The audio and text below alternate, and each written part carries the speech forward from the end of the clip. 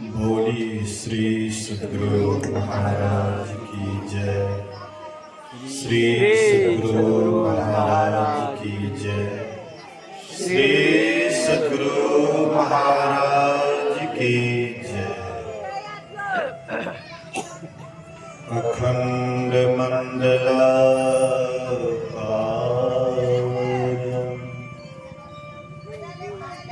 व्याप्तं येन चराचरं तत्पदं दर्शितं येन तस्मै श्री गुरुवे नमः। धन्य धन्य सद्गुरु सुखद महिमा कहे न जाय। जो कछु कहा तुम्हारी कृपा मोते कछु बसाय। सर्वत्र सर्वदा वर्तमान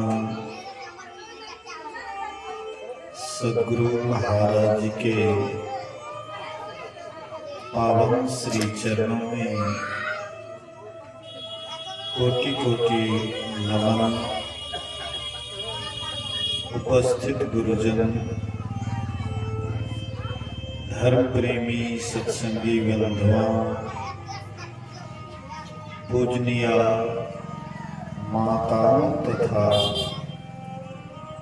भक्तिमती बहनों, त्रिदिवसीय संतमत सत्संग का आयोजन परम श्रद्धेय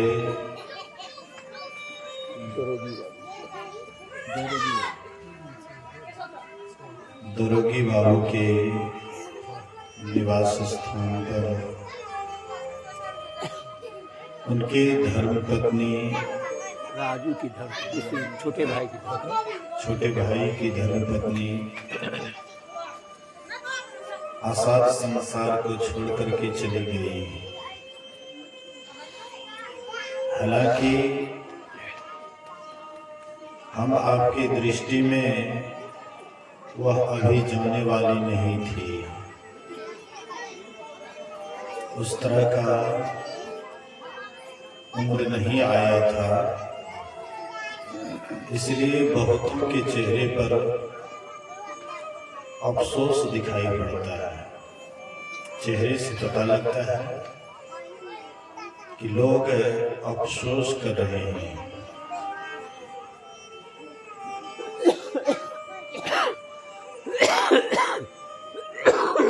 एक रास्ते से एक महात्मा जी सफर कर रहे थे, तो एक वेश्या का घर था। वेश्या अपने नौड़ी से कहती है कि देखो फलाने आदमी की मृत्यु हुई है, वह स्वर्ग गया या नरक जाकर के पता लगाओ। तो उसकी नौड़ी जाती है। महात्मा जी सोचे कि इतना दिन हम जब ध्यान किए, अभी तक हमको पता नहीं चला कि कौन मरते हैं तो स्वर्ग जाता है और कौन मरते हैं तो नरक जाता है। ये वेश्या और उसकी भी नौड़ी, इसको कैसे मालूम हो गया कि कौन मरता है तो स्वर्ग जाता है और कौन मरता है तो नरक जाता है। अच्छा खैर कोई बात नहीं, देखते हैं कि उसकी नौड़ी क्या खबर लाती है। थोड़ी ही देर के बाद उसकी नौड़ी आती है और कहती है, मालकिन वे तो सीधे स्वर्ग चले गए, उनको स्वर्ग हो गया। महात्मा जी को आश्चर्य का ठिकाना नहीं रहा। महात्मा जी गए और जाकर के कहते हैं कि तुमको कौन नहीं जानता है कि तुम वेश्या हो, और तुमको कैसे पता है कि कोई शरीर छोड़ते हैं तो स्वर्ग जाता है या नरक जाता है। और उसमें भी तुम्हारी नौरी पता लगा करके आ गया कि किनको स्वर्ग और किनको नरक। बोले कि बाबा ये तो बिल्कुल सीधी बात है। बोले क्या सीधी बात है? बाबा अगर कोई शरीर छोड़ते हैं और लोगों के चेहरे पर लोग सोचते आहा फलाने आदमी बड़े अच्छे थे, आहा उसको नहीं करना चाहिए। जिसके नाम पर आह भरे लोगों के मन में हो कि आहा ऐसा नहीं होना चाहिए, बड़े अच्छे आदमी थे, बड़े विचारवान थे, तो जिनके नाम पर लोग आह भरे, जिनके नाम पर लोग आंसू बहाए, पश्चाताप करे, बाबा वे तो सीधे स्वर्ग को चले जाते हैं। और जिसके मरने के बाद लोग कहते भले मर गया, अच्छा नहीं था, बहुतों को दुख देता था, बहुतों को तकलीफ देता था, अच्छा हुआ कि मर गया। जिनके नाम पर लोग खुशी मनाए, जिसके नाम पर लोग कहे भले चला गया, तो समझ जाइए बाबा उसको सीधे नरक हो गया। मेरे आश्रम पर मास्टर साहब शिवनारायण बाबू मास्टर साहब आए और ये बोलने लगे बाबा बड़े अच्छे सत्संगी थे, जहां कहीं भी कोई आयोजन होता था, जिल्द कटाना होता, वे साथ चलने लग जाते कि चलिए हम भी उसमें सहयोग कर देते हैं, कटवा देते हैं। मतलब प्रत्येक काम में हमारा सहारा करते थे, सत्संग के नाम पर खास करके।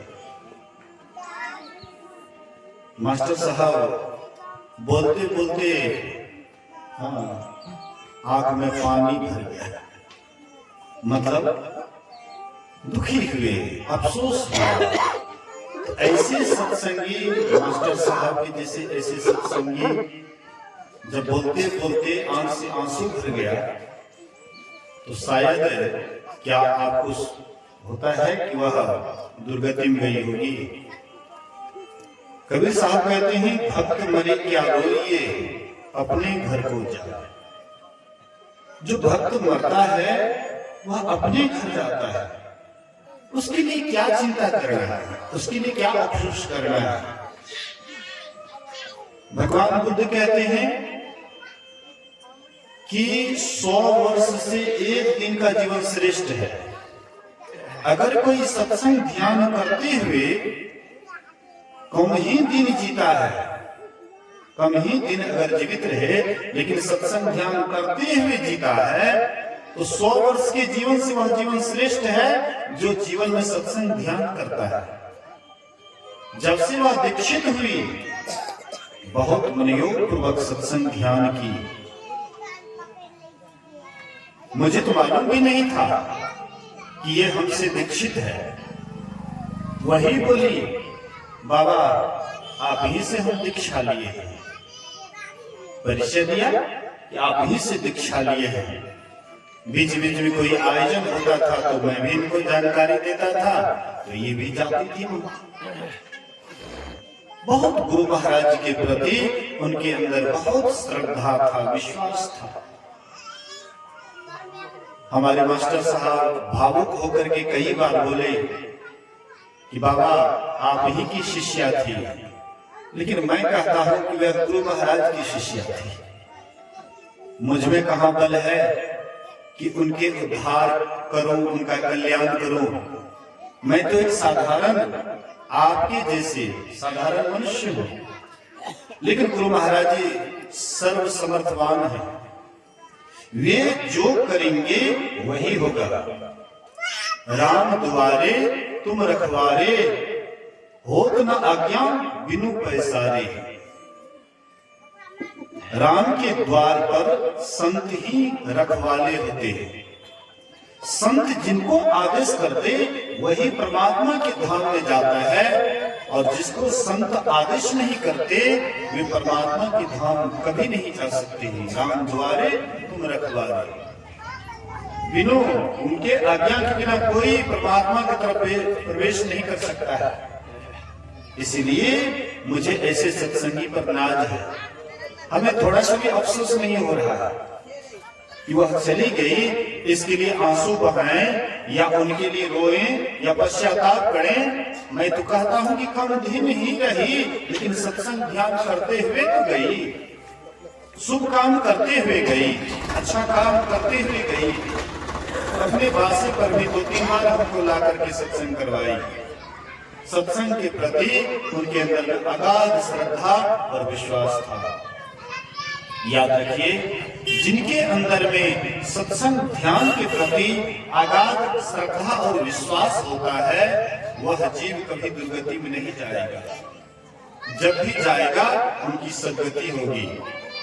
इसलिए उनके नाम पर यह सत्संग हो रहा है। शुभ काम, बहुत बढ़िया काम हो रहा है। देख ले, मंचे को देख करके पता लगता होगा कि वह कितना बढ़िया सत्संगी थी।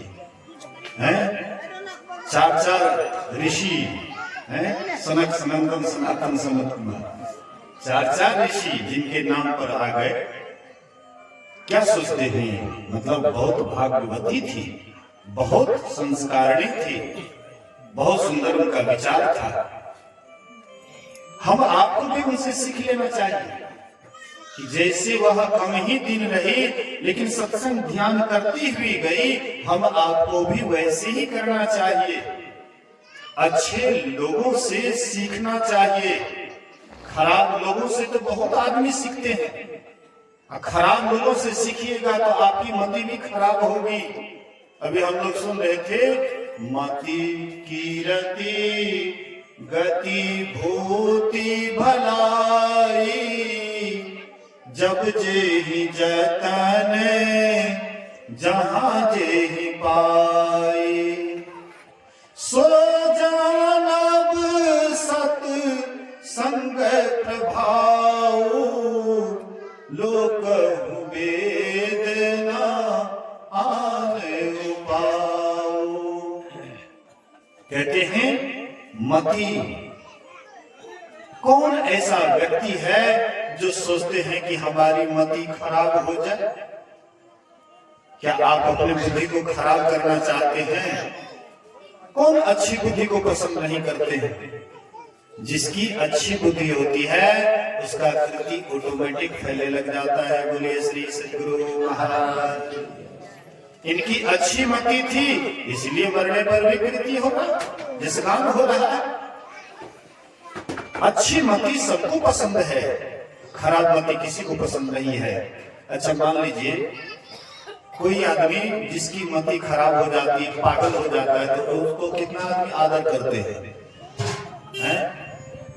किसी का पति पागल हो जाता है तो पत्नी खूब आदर करती है, पानी लाकर उनके चरण को पकड़ती है। पति भी है फिर भी उनसे धीरे धीरे अपना मन मोड़ लेती है, पगला गया है, इसकी तरफ दिमाग मत लगा। लेकिन अच्छे व्यक्ति को सब आदमी पसंद करते हैं। अच्छी पत्नी हो, पति भी बहुत चाहते हैं। अच्छी पत्नी हो, पति चाहते हैं। अगर पति अच्छा हो तो पत्नी चाहती है। अच्छा बाप है तो बेटा चाहता है, अच्छा बेटा है तो बाप चाहता है।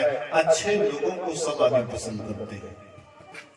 ये अच्छी मति कहां से आती है? हम लोग मूल्य में भूल करते हैं। सत्संग को छोड़ करके अलग अलग बुद्धियारी करने लग जाते हैं। सोचते हैं कि हम तो बड़ा बुद्धियार है। सत्संग को छोड़ करके बुद्धियार बनिएगा तो कितना बुद्धियार आप हैं जानते हैं?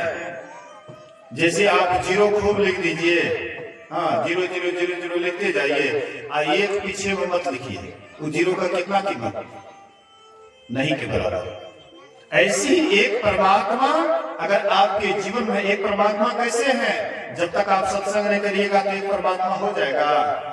खूब दान करते हैं, खूब धर्म करते हैं, खूब इधर उधर वाला काम करते हैं, लेकिन सत्संग को छोड़ करके करते हैं, कभी भी आपकी सद्गति नहीं होगी। याद रखिए, जिनकी भी आज तक सद्गति हुई है चाहे जो भी हो, राम हो, कृष्ण हो, शिव हो, काली हो, दुर्गा हो,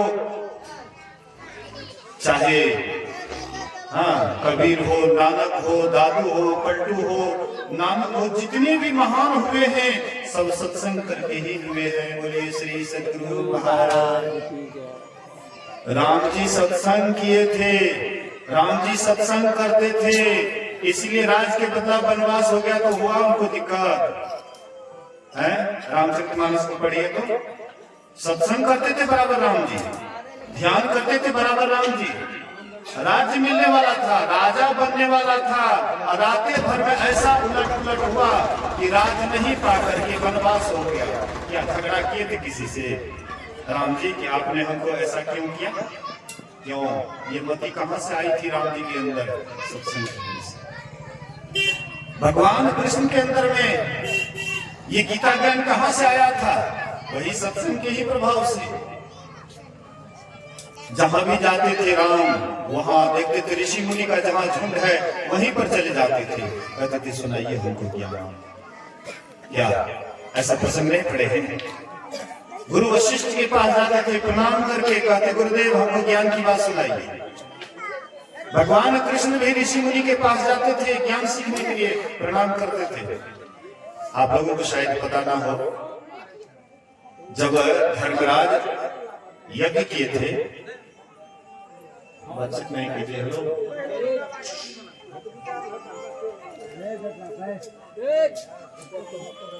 बगल में कोई है तो इशारा से काम कीजिए और थोड़ा कान इधर रखिए। काम करते हुए भी आपको सत्संग का लाभ मिलेगा। कहीं कोई काम आप कर रहे हैं लेकिन ख्याल यहाँ रखिए, और कोई आवश्यक हो तो इशारा से कीजिए। बोलिए श्री सद्गुरु। तो भगवान राम एक बार भी शिकायत नहीं की, क्योंकि सत्संग किए थे। सत्संग से उसका माथा बिल्कुल साफ हो गया था। चाहे सुख में रख दीजिए भक्त को या दुख में रख दीजिए, कभी भी परमात्मा को कोसते नहीं हैं। दुख होता है, राम जी को वनवास हो गया तो बार भगवान को दोष नहीं दिए कि तूने मेरे लिए ऐसा क्यों किया। कहते आहा बड़ी परमात्मा की कृपा हुई, राज मिलता, वहां पर राजसुख भोगते, पाप पुण्य होता, लेकिन अब वनवास जा रहा हूं तो साधु महात्मा का दर्शन होगा, सत्संग होगा।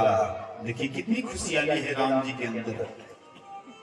भगवान कृष्ण और एक बार अर्जुन कहते हैं कि महाभारत के युद्ध में बहुतों को हमने मारा, इसलिए बहुत पाप हो गया हमसे, मैं गंगा स्नान करने के लिए जाऊंगा। भगवान कृष्ण क्यों मना करते? चलो कोई बात नहीं, गीता ज्ञान सुनाए, और फिर भी इसका शंका दूर नहीं हुआ। कहते हैं कि हम गंगा स्नान करने जाएंगे।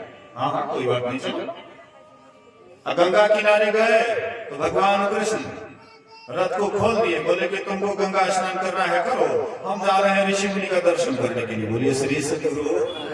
देखिए वहां पर भी भगवान कृष्ण क्या करते हैं तो कहते हैं हम जा रहे हैं ऋषि मुनियों का दर्शन करने के लिए, साधु संतों का दर्शन करने के लिए।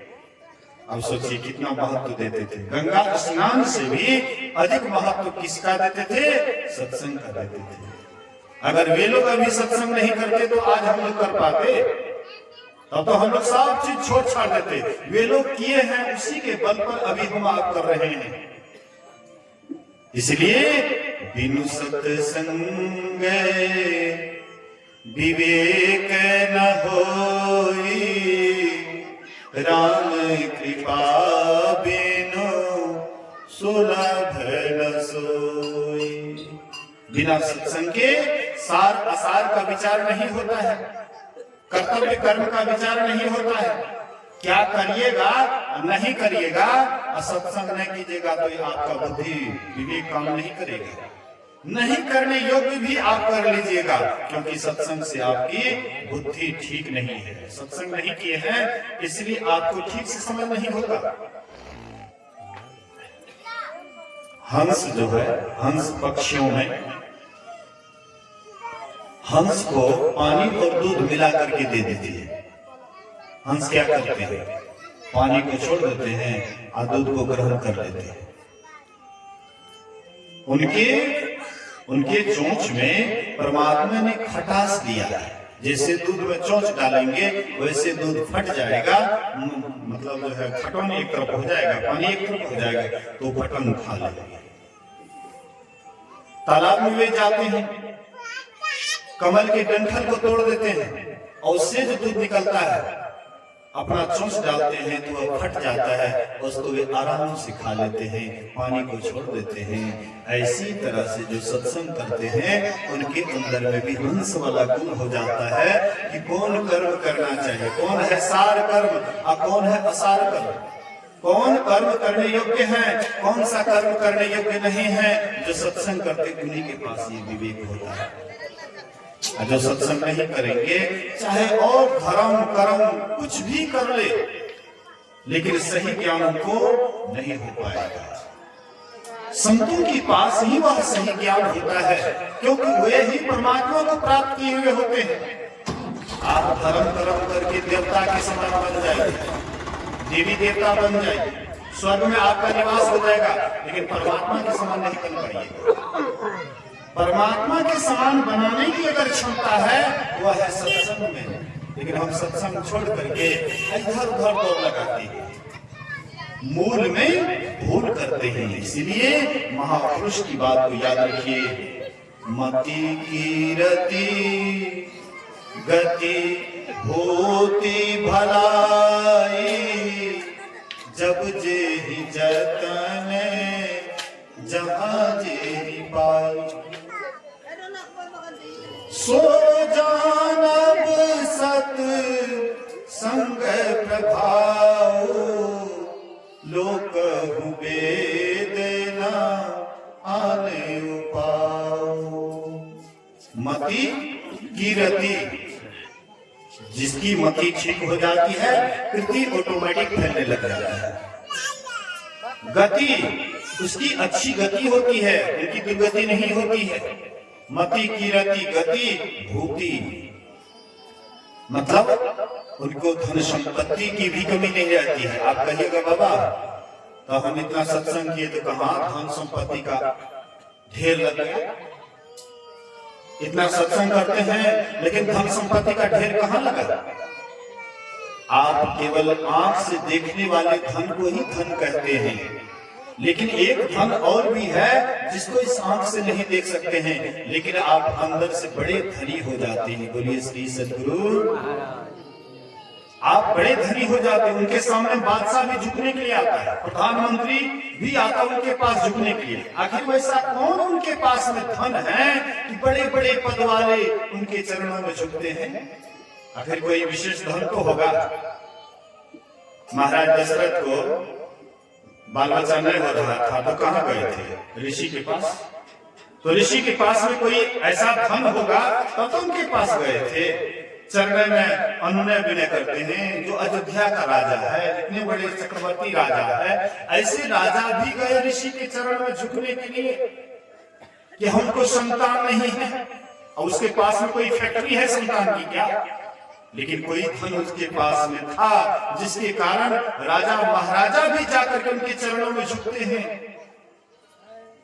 वह धन है अध्यात्म धन, वह धन है आंतरिक धन, वह है धन परमात्मा रूपी धन। जिनको परमात्मा रूपी धन मिल जाता है ये धन तो बिल्कुल फीका पड़ जाता है। बीज कैसा भी हो, जिसका ऊंचा ख्याल है, दिन देखते बाहर से भीतर से मालो माल है। कोई कहता भिक्षु, कोई कहता कंगाल है, लेकिन गुदरी पहने हुए वह गुदरी का लाल है। वेश कैसा भी हो।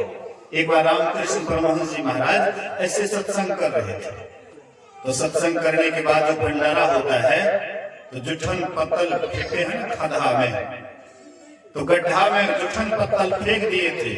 वहां पर बहुत कुत्ता जुठन खा रहा था। एक नंग धड़ंग पागल आदमी गया और कुत्ता के बीच में कुत्ता भौंकने लगा। तो वे क्या करते हैं, तो कुत्ता को सहलाने लगे। अपना भी वह जुठा खाते थे, कुत्ता को भी खिलाते थे। कुत्ता भौंकना बंद कर दिया। रामकृष्ण परमहंस जी अपने भांजे हृदय से कहते हैं, हृदय देखते हो वह आदमी को? बोले हाँ हाँ वो तो पागल है। बोले कि सही में वह पागल है, पाग करके गल गया। अपने अहंकार को गला दिए, परमात्मा को पा लिए, इसलिए पागल है, सही पागल है, परमात्मा को पा लिए। अब इनको पाने के लिए कुछ बाकी नहीं। कहते ऐसे पागल की तरह कैसे क्यों रहते हैं? बोले कि संसार उनको बाधा न डाले भक्ति में, इसलिए एकदम पागल बन करके एकदम जैसे तैसे रहते हैं। कुछ ऐसे भी महात्मा हैं कि शरीर में गंदगी लगा करके रखते हैं ताकि हमारे पास लोग नहीं आए। ऐसे ऐसे महात्मा भी होते, लेकिन उनके पास में इतनी संपत्ति होती है, देखने में लगेगा कि कैसा आदमी है, लगता है पागल, लेकिन उनके पास में बहुत बड़े बड़े आदमी आते हैं। राजा रघुगन जा रहे थे कपिल मुनि के आश्रम सत्संग सुनने के लिए। 4 कहार लगा हुआ था, एक कहार बीमार पड़ गया। सोचे कि कोई कहार को खोजो, ये तो चल नहीं पा रहा है, शरीर थर-थर कांपता है, बुखार, माथा दर्द, कोई कहार खोजो। तो खोजते खोजते एक नंग धड़ंग, जड़ भरत नंग धड़ंग एकदम पड़े हुए थे। बोले उठो, उठ गए। हम लोगों की तरह थोड़े थे, तूने देखा हम महात्मा है। भीतर से महात्मा थे, बाहर से कोई अहंकार नहीं। सही लक्षण महात्मा का यही है, जिनके अंदर कोई न मान में न अपमान में, दोनों में समान ऐसे महात्मा होते, ऐसे महापुरुष होते। कहते उठो तो उठ गए, चलो तो चल दिए, हाँ पालकी उठाओ तो उठा लिए। अब चलने लगे तो देखते जाते थे कि कहीं पर चींटी का कतार है, कहीं हमारे पैर के नीचे से कोई जीव न मर जाए, जीव की हिंसा न हो जाए, इसलिए तड़प जाते थे। राजा कहते थे अरे भाई क्यों नहीं ठीक से चलते हो, मुझे बड़ा कष्ट हो रहा है। बोले कि सब कहार तो ठीक है, लेकिन ये जो नया कहार है यही ठीक से नहीं चलता है। राजा कहते हैं ठीक से चलो, हमको कष्ट होता है, दिक्कत होता है, क्यों ऐसे चलते हो?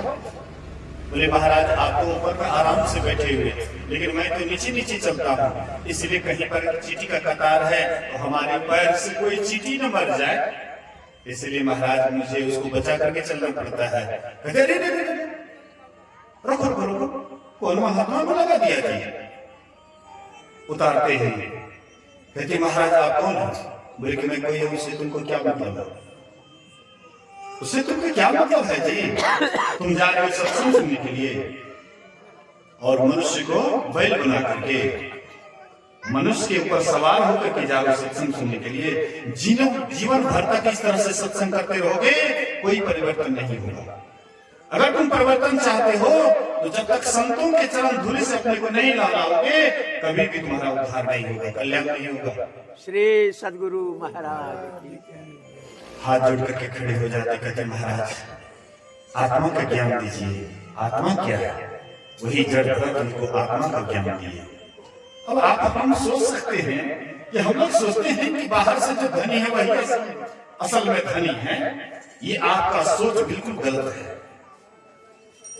बाहर से कोई धनी होता है और कोई अंदर से धनी होता है, लेकिन जो अंदर से धनी होता है, बाहरी धनी वाला व्यक्ति उनके चरणों में सिर टेकता है। गुरु महाराज जी के पास कौन कौन नहीं गए, कितने बड़े बड़े हैं धनी, बड़े बड़े विद्वान, पढ़े लिखे, सब उनके चरणों में गए। क्यों गए?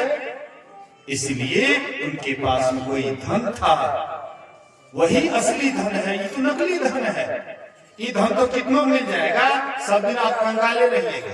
किसी के पास में संतुष्टि होता है कितना धन हो जाए, अरब खरबलो संपत्ति उदय अस्तलो राज, तुलसी को भी मरण है आवे को ने काज। आज माता जी चली गई, उनके साथ में क्या गया? क्या उनके साथ में कुछ ऐसे खाली की खाली ही गई, लेकिन हाँ कुछ लेकर के भी गई। तो लेकर के क्या गई? वही भीतर वाला धन, जो असली धन है, उसको वह साथ में लेकर के गई। वही उनका बटखर्चा भी है।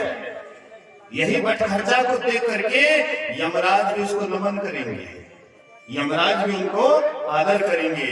आइए बैठिए।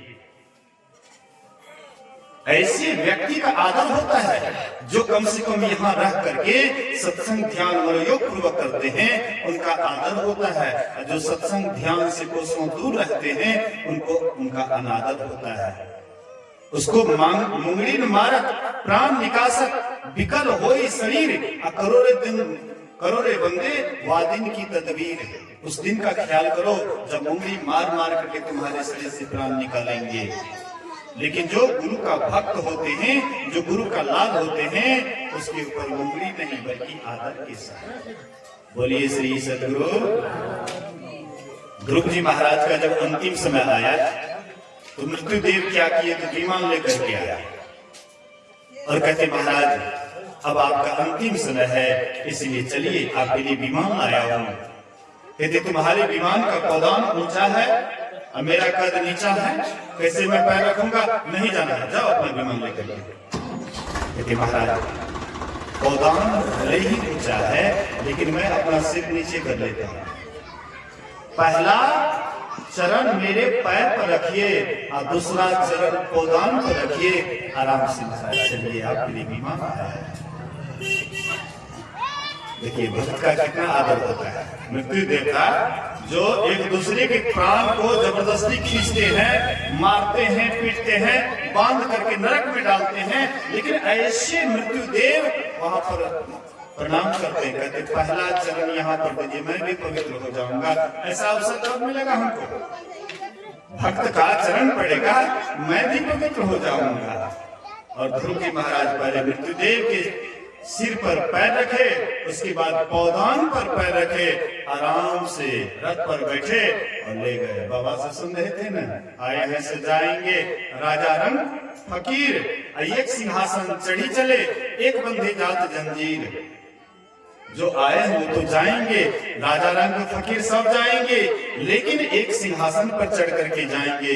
जो परमात्मा की भक्ति किए हैं, जो ईश्वर की भक्ति किए हैं, जो सत्संग ध्यान में मन लगाए हैं, वे विमान पर चढ़ करके जाएंगे। और जो संसार में मन लगाए हैं, बेटा बेटी, धन दौलत, रुपया पैसा, जमीन जायदाद, मकान दुकान, जो इधर मन लगाए हैं, उसी को मार मार करके ले जाता है यहाँ से। इसीलिए कहते हैं, हाँ अभी सुन रहे थे गोस्वामी तुलसीदास जी महाराज की बात को, मति कीरति गति भूति भलाई भलपन शीलता नम्रता कैसे आती है? सत्संग करने से। जिनके अंदर में नम्रता आ जाती है, लोग उनका आदर करने लग जाते हैं। हे फलाने बाबू बड़े अच्छे हैं, सबका आदर करते हैं। सब ही मान प्रद आप अमानी, कहते हैं जो सबका मान करते हैं, अपना अमानी होकर के रहते हैं, कहते हैं कि वह हमें भरत के समान प्यारे हैं। भगवान राम कहते हैं कि ऐसे व्यक्ति मुझे भरत के समान प्यारे हैं। इसलिए संत महापुरुष कहते हैं ये पांचों चीज जहां भी मिलता है वह स्थान है सत्संग का। बिनु सत्संग विवेक न होई। विवेक किसको कहते हैं? सार असार के भेद का सही सही निर्णय लेना, इसी का नाम है विवेक। पढ़ लिख करके बुद्धि विकसित होता है लेकिन विवेक नहीं होता है। इसलिए पढ़ लिख करके लोग शराब भी पीते हैं, इसलिए पढ़ लिख करके लोग दारू ताड़ी भी पीते हैं, इसलिए सिगरेट भी कीमती वाला पीते हैं। हाँ, मारुति पर चलते हैं, खैनी खाने वाला बदल से जाते हैं। एक दिन तो एक मारुति में जा रहा है, फिर खैनी मांग रहा है। ये जो गलत व्यसन है, ये कैसे मतलब उसका छूटेगा? तो बुद्धि का विकास हुआ लेकिन विवेक नहीं हुआ। अब विवेक जब भी होता है तो सत्संग से ही होता है। इसीलिए जो इस सत्संग रूपी कॉलेज में नॉलेज पाते हैं, जो इस कॉलेज में नॉलेज पाते हैं, उनका सबसे पहले खान पान जल्दी सुधर जाता है। गुरु महाराज कहते हैं खान पान को प्रथम संभालो, पहले पहले खान पान को संभालो, तब रस रस सब अवगुण मारो। जिसका खान पान सुधर गया है, अवगुण धीरे धीरे ऑटोमेटिक उसका दूर होने लगेगा। उनके अंदर अवगुण नहीं सद्गुण आने लगेगा। एक एक गुण अगर सद्गुण ग्रहण किया जाए तो धीरे धीरे एक दिन सद्गुण का भंडार हो जाता है। और अवगुण भी अगर थोड़ा थोड़ा आप इकट्ठा कीजिएगा, एक दिन अवगुण का भी आपके पास भंडार हो जाएगा। आप चाहते क्या है? सद्गुण का भंडार चाहते हैं या अवगुण का भंडार चाहते हैं? सद्गुण का भंडार होगा, एक दिन परमात्मा से भी आपको भेंट हो जाएगी। लेकिन दुर्गुण अगर आपके अंदर रहेगा तो आप नीचे चले जाइएगा, नरक में चले जाइएगा, दुख में चले जाइएगा। इसलिए दुख को कोई पसंद नहीं करते हैं, सब कोई सुख पसंद करते हैं। लेकिन वह सुख के लिए संत महापुरुष कहते हैं सबसे पहला अगर कोई स्थान है तो सत्संग है। सत्संग से लागी रहो रे भाई, अब तेरी बिगड़ी बात बन जाए। बिगड़ा हुआ बात कौन सा है? आवागमन सम दुख दूजा, है नहीं जग में कोई, इसके निवारण के लिए प्रभु भक्ति करनी चाहिए। ये जो जन्म लेना और मरना ये सबसे बड़ा दुख है। ये दुख का सरदार जो हमारे माथे पर बराबर लगा रहता है, इसको अगर दूर करना चाहते हैं तो मन लगा करके सत्संग कीजिए, मन लगा करके सत्संग कीजिएगा। धीरे धीरे आपके अंदर विवेक आएगा, कर्तव्य कर्म का निर्णय होगा कि हमको क्या करना चाहिए। सत्संग सुनिएगा तो ध्यान करने की इच्छा होगी, ध्यान करिएगा, अपने अंदर में यात्रा कीजिएगा, अपने भीतर में चलिएगा और अंदर में जा करके अपने का दर्शन होगा और फिर परमात्मा का दर्शन होकर के आपका जीवन सदा के लिए सुखमय हो जाएगा, निहाल हो जाएगा। सदा के लिए आप मुक्ति को प्राप्त कर लेंगे। इन्हीं बात को सुनना है, समझना है और अपने जीवन में उतारना है। बहुत बात सुन लिए, किए कुछ नहीं तो बस ऐसे ही जैसे कलछुल होता है, दाल में भी जाता है लेकिन उनको स्वाद नहीं लगता है, सब्जी में भी जाता है कलछुल लेकिन उनको स्वाद नहीं लगता है।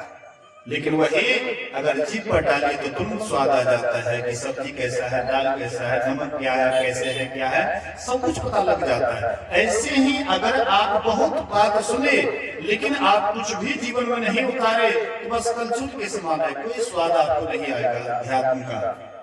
लेकिन आप थोड़ा सा भी सुने, अगर उसको अपने जीवन में उतारिएगा तो समझ जाइए कि बस आपने इसका सही स्वाद पाया और आप ही एक दिन परमात्मा को पाने के काबिल होंगे। एक दिन ईश्वर को पा करके आपका जीवन निहाल हो जाएगा। इन्हीं बात को सुनिए, समझिए, जीवन में उतारिए। लगातार अभी परसों तक सत्संग है, इसलिए सब आदमी जमजुट करके आइए, सब आदमी ज्यादा से ज्यादा संख्या में आइए। ये सब एक अवसर है, ये सुनहरा एक अवसर है कि जाते जाते भी वे क्या किए तो सत्संग हम लोगों को दे करके गए। नहीं, यहाँ से यात्रा करते करते भी हम आपको सत्संग दे करके गए। इसलिए 3 दिन तक उनके नाम पर सत्संग होगा। सब आदमी जमजुट करके आइए, सब आदमी भाग लीजिए। बोलिए श्री सद्गुरु महाराज की।